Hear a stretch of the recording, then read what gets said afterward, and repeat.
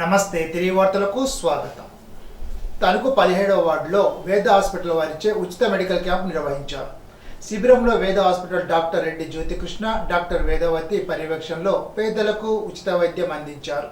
కార్యక్రమంలో 17వ వార్డు ఇన్ఛార్జీలు ఆకుల వెంకటేష్, రెల్లు మోహన్, నల్లి మోహన్, జగదీష్ తదితరులు పాల్గొన్నారు.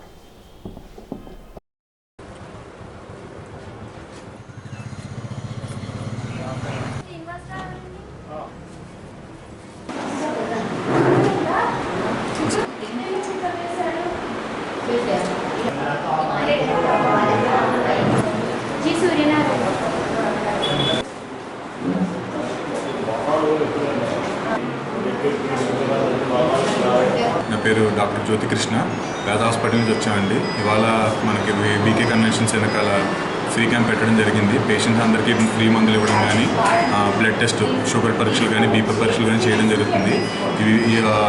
దీని తర్వాత మనం కుదిరితే పేషెంట్కి అనేది ఎక్స్రే కూడా మన హాస్పిటల్కి క్యాంప్ నుంచి వచ్చిన వాళ్ళకి ఫ్రీగా చేయడం కూడా జరుగుతుంది.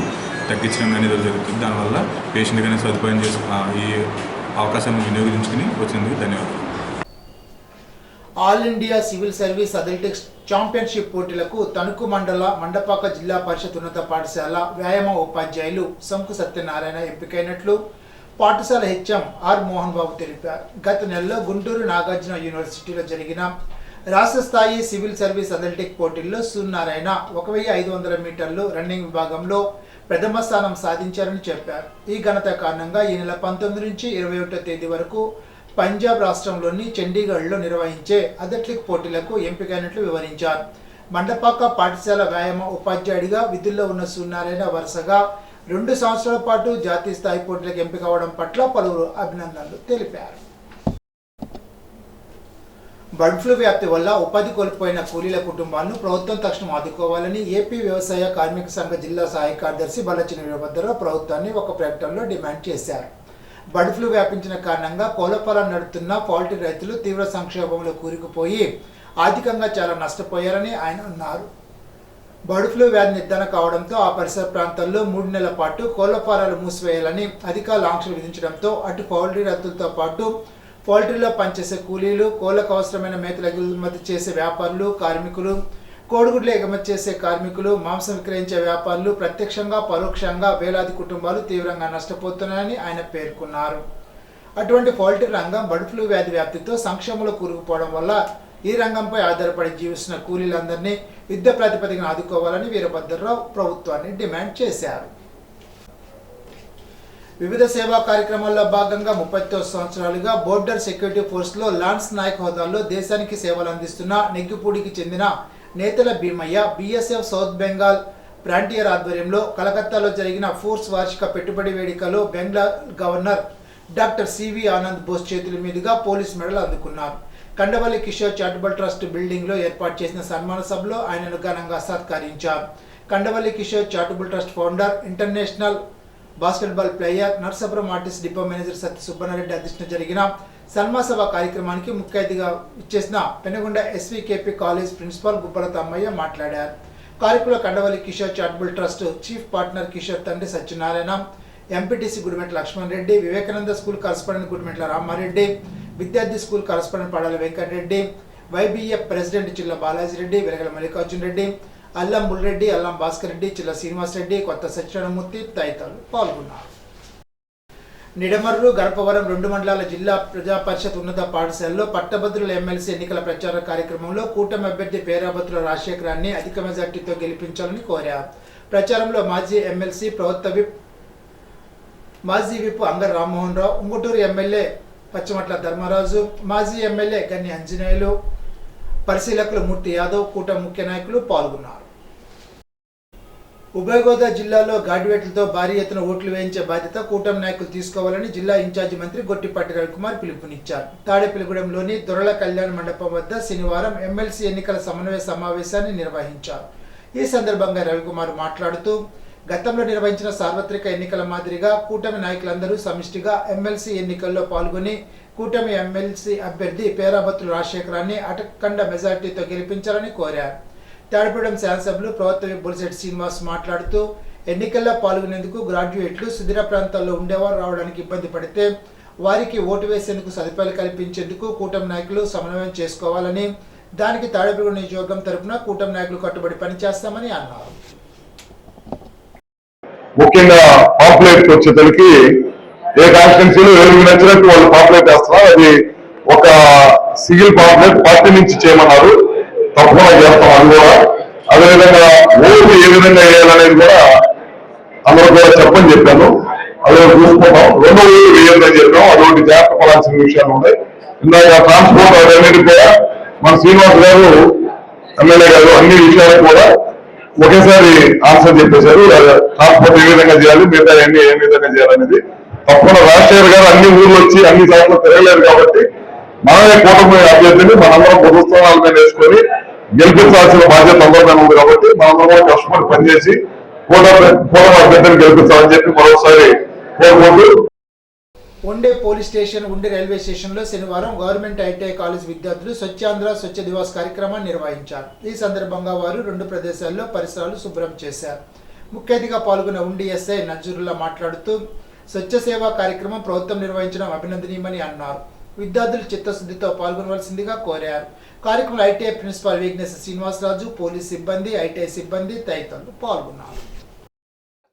ఈరోజు స్వచ్ఛాంధ్ర స్వచ్ఛ దివస్ లో భాగంగా ఉండి పోలీస్ స్టేషన్ పరిసరాలు శుభ్రం చేసుకుని government ITI college Bhimavaram students మరియు టీచర్స్తో పాటు ఉండి రైల్వే స్టేషన్కి వచ్చి పరిసరాలను క్లీన్ చేస్తున్నాం. ఈ ప్రతి 3వ శనివారం ఈ విధంగా అన్ని పోలీస్ స్టేషన్తో పాటు ప్రతి ఏదో ఒక గవర్నమెంట్ ఇన్స్టిట్యూషన్ లేకపోతే ఏదో ఒక వీధి తిరిగి క్లీన్ చేసుకుని ప్రజలకు అవేర్నెస్ కల్పిద్దాం అనేసి అనుకుంటున్నాం. ఇలా చేయడం, స్టూడెంట్స్తో పార్టిసిపేట్ చేయడం చాలా ఆనందంగా ఉంది. ఇటీవల తిరుపతి వైకుంఠ ద్వార దర్శనం టికెట్ల క్యూ లైన్ తొక్కిల స్టార్ట్లో పాలకొల్లు మండలం శివదేవుని చిక్కల గ్రామానికి చెందిన నెక్కంటి ధనబాబు తీవ్రంగా గాయపడగా అతని కుటుంబ సభ్యులు అక్కడ ఆసుపత్రిలో చేర్పించి వైద్యం చేయించారు. ఆ సమయంలో ప్రభుత్వానికి కానీ, టీడీటీ వారికి కానీ, మంత్రి రామానాయుడు దృష్టికి కానీ ఎటువంటి సమాచారం ఇవ్వలేదు. దాదాపు 10 రోజుల తర్వాత మంత్రి రామానాయుడు కార్యాలయానికి వెళ్లిన ధనబాబు భార్య సుబ్బలక్ష్మి ఆ విషయాన్ని మంత్రి దృష్టికి తీసుకువెళ్లగా వెంటనే స్పందించి అక్కడి కలెక్టర్, టీడీటీ ఈవోతో మాట్లాడి ప్రభుత్వ పరంగా మెరుగైన వైద్య సాయంతో పాటు ఆర్థికంగా ఆదుకోవాలని కోరారు. దీనిపై స్పందించిన ప్రభుత్వ పరంగా కలెక్టర్ ద్వారా 3 లక్షలు, టీడీటీ నుంచి 2 లక్షలు, మొత్తం 5 లక్షల ఆర్థిక సహాయ చెక్కులను పంపించగా బాధిత కుటుంబానికి మంత్రి రామానాయుడు అందజేశారు. కుటుంబ సభ్యులు మంత్రికి కృతజ్ఞతలు తెలిపారు. మన శివదేవుని చిక్కాల నెక్కంటి ధనబాబు గారు రోజు కుటుంబంతో వైకుంఠ ఏకాదశి రోజున వెంకటేశ్వర స్వామి దర్శనం కోసం అని చెప్పి తిరుపతి వెళ్ళినప్పుడు ఆ తొక్కిస్లాట్లో మరి ఆ రోజే ఈయన తీవ్రంగా గాయపడినటువంటి పరిస్థితి. ఇన్సిడెంట్ ఏదైతే జరిగిందో మరి వెంటనే మేము కూడా ఆ రోజు ఎవరైతే చంద్రబాబు నాయుడు గారు ఎవరికైతే మినిస్టర్స్ బాధ్యత చెప్పి ఎవరైతే తొక్కిస్లాట్లో గాయపడిన వాళ్ళు ఉంటారో వాళ్ళకి మెరుగైన వైద్యం అందించమని చెప్పడంతో నేను కూడా ఆయనతో పాటు ఉన్నప్పటికీ కూడా ఆ రోజు ఈయన వేరే ఎక్కడో హాస్పిటల్లో ఉండడం, ఈయన అసలు గాయపడిన సంగతి కూడా వాళ్ళు ఎవరో కూడా మనకు తెలియజేయకపోవడంతో ఈ విషయం మన దృష్టికి రాలా. ఎప్పుడో అయిపోయిన 10 రోజులకి వాళ్ళ భార్య అదేవిధంగా కుటుంబ సభ్యులు నా ఆఫీస్కి అక్కడికి వచ్చి ఇట్లా ఆ తొక్కిస్లాట్లో ఈ ధనబాబు గారు కూడా గాయపడ్డారు, ఆసుపత్రిలో ఉన్నారని 10 రోజుల తర్వాత చెప్తే వెంటనే కలెక్టర్ గారితో మాట్లాడి మళ్ళీ డిపార్ట్మెంట్ని కూడా ఒకసారి అక్కడికి వెళ్ళి పంపించి వెరిఫై చేసుకొని మరి వాళ్ళకి కావాల్సినటువంటి వైద్యం ఏదైతే ఉందో దాన్ని పూర్తిగా అందిస్తామని హామీ ఇచ్చి ఏదైతే గాయపడిన వాళ్ళకి 2 లక్షల రూపాయలు ఆ రోజు టీటీడీ తరఫున కలెక్టర్ గారు వాళ్ళకి మంజూరు చేసిస్తే మళ్ళీ నేను లేదు ఆయన సివియర్ కాబట్టి అని చెప్తే మళ్ళీ కలెక్టర్ గారు కూడా ఇమ్మీడియట్లీ మళ్ళీ గవర్నమెంట్ నుంచి మళ్ళీ ఇంకొక 3 లక్షల రూపాయలు ఆయన పవర్ ఉపయోగించి ఆయన కూడా సాయం అంటే ఈ రకంగా 5 లక్షల రూపాయలు మరి ఈరోజు తిరుపతి నుంచి కలెక్టర్ గారు స్వయంగా పంపించి వారి కుటుంబ సభ్యులకు అందజేయడం జరిగింది. ఇప్పుడు తూర్పుగోదావరి జిల్లా వార్తలు. స్వచ్ఛాంధ్ర కార్యక్రమంలో భాగంగా పెరవలి మండలం తీపర్లో, కానూరులో చెత్త నుండి సంపదను తయారీ కేంద్రం షెడ్లో ఘనంగా నిర్వహించారు. కార్యక్రమంలో మండల special officer Sunil Vinay, MPDO CH Venkataramana, AEPR, AEWRS, AE housing తదితరులు పాల్గొన్నారు. పెరవలి మండలం తీపరులో కాలనీ లేఅవుట్లో BL6, RL1 లబ్ధిదారులతో హౌసింగ్ డే ప్రోగ్రాంను నిర్వహించారు. లబ్ధిదారులకు ఇళ్ల నిర్మాణం పూర్తి చేసుకోవడానికి అవగాహన కల్పించి ప్రభుత్వం వారు ఇళ్ల నిర్మాణం పూర్తి చేసుకోవడానికి ఆర్థిక సాయం చేయడానికి డ్వాక్రా రుణాలు ఇప్పిస్తోందని తెలిపారు. నిర్మాణ సామాగ్రిని కూడా అందిస్తుందని లబ్ధిదారులకు తెలిపారు. మండల special officer Anil Vinay, MPDO Venkataramana, housing assistant engineer Victor Babu, work inspector Jogarao, Panchayati Raj assistant engineering, RWS assistant engineering, డ్వాక్రా ఎంపీ రామకృష్ణ తదితరులు పాల్గొన్నారు. పెరవలి మండల ఉస్లమరులో శ్రీ దాసాంజనేయ స్వామివారి ప్రతిష్ఠ మహోత్సవ కార్యక్రమంలో ఆంధ్రప్రదేశ్ రాష్ట్ర పర్యాటక, సాంస్కృతిక, సినిమాటోగ్రఫీ మంత్రి కందుల దుర్గేష్ పాల్గొన్నారు. విరామం ఎరగకుండా తనను గెలిపించిన ప్రజల ప్రతి గడపను తొక్కుతున్నారు మంత్రి కందుల దుర్గేష్. అది శుభకార్యమైన, జయంతి, వర్ధంతి వేడుకలైనా, సంతాప కార్యక్రమాలైనా, ప్రారంభోత్సవాలు, రాజకీయ కార్యక్రమాలు, ఇలా కార్యక్రమాలు ఏదైనా సరే కుల, మత, వర్గ, ప్రాంతాల తేడా లేకుండా ప్రజలు పిలిచిన మరుక్షణం రాత్రైనా పగలైనా కాదనకుండా వెళ్తూ తానున్నానంటూ భరోసానిస్తున్నారు. అందులో భాగంగా ప్రతిరోజు పదుల సంఖ్యలో పలు కార్యక్రమాలకు హాజరవుతున్నారు. నిత్యం ప్రజల్లోనే గడుపుతున్నారు. చక్కటి చిరునవ్వుతో, ఆత్మీయ పలకరింపుతో మంత్రి కందుల దుర్గేష్ అంటే ప్రజల మనిషిగా కీర్తించబడుతున్నారు. తన బాధ్యతను సమర్థవంతంగా నిర్వహిస్తున్నారు. స్వచ్ఛాంధ్ర స్వర్ణాంధ్ర కార్యక్రమంలో ప్రతి ఒక్కరూ స్వచ్ఛందంగా పాల్గొనాలని జిల్లా జాయింట్ కలెక్టర్ ఎస్. చిన్నరాముడు పిలుపునిచ్చారు. శనివారం బొమ్మూరు కలెక్టరేట్లో నిర్వహించిన స్వచ్ఛాంధ్ర స్వర్ణాంధ్ర కార్యక్రమంలో ముఖ్య అతిథిగా జేసీ పాల్గొన్నారు. కార్యక్రమంలో భాగంగా మహాత్మా గాంధీ చిత్రపటానికి పూలమాల వేసి నివాళులర్పించారు. కలెక్టరేట్ ఆవరణలో మొక్కలు నాటారు. అనంతరం స్వచ్ఛాంధ్ర స్వర్ణాంధ్ర ప్రతిజ్ఞా కార్యక్రమాన్ని నిర్వహించారు. ఎన్నికల విధులను నిర్వహించే సూక్ష్మ పరిశీలకులు నేరుగా గ్రాడ్యుయేట్ ఎమ్మెల్సీ ఎన్నికల పరిశీలకులు, సాధారణ పరిశీలకులకు జవాబుదారీతనం కలిగి ఉండాలని జిల్లా కట్టపి ప్రశాంతి స్పష్టం చేశారు. శనివారం ఆర్డీఓ కార్యాలయ సమావేశ మందిరంలో మైక్రో అబ్జర్వర్ శిక్షణ కార్యక్రమానికి ముఖ్య అతిథిగా జిల్లా కలెక్టర్ హాజరయ్యారు. ఈ సందర్భంగా కట్టపి ప్రశాంతి మాట్లాడుతూ గ్రాడ్యుయేట్ ఎన్నికల కోసం నియమించిన పరిశీలకులు 3-4 జిల్లాల్లో చెందిన ఎన్నికల ప్రక్రియను పర్యవేక్షణ చేయడం జరుగుతుందని తెలిపారు.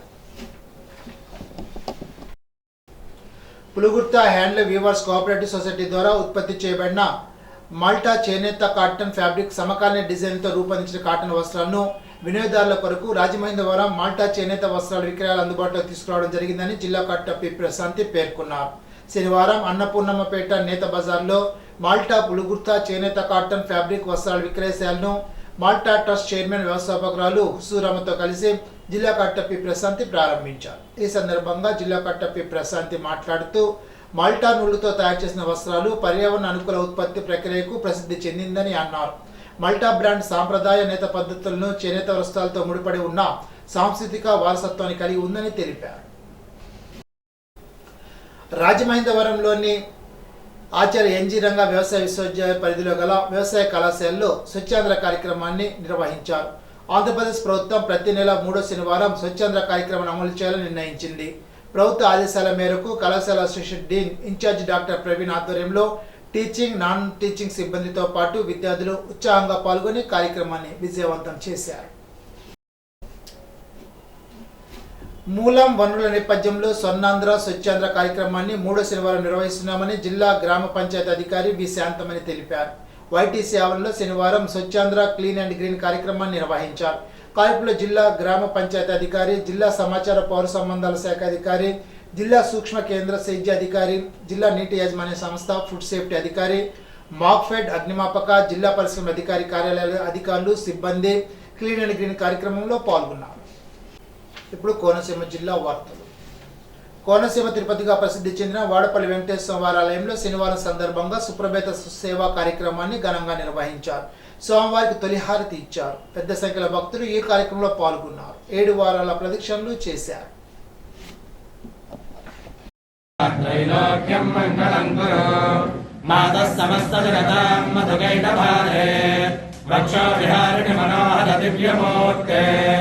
శ్రీ స్వామి నిస్కృత జనప్రియదానశీలే శ్రీ వెంకటేశ దైతే తమతో ప్రభాతమనవే గోవింద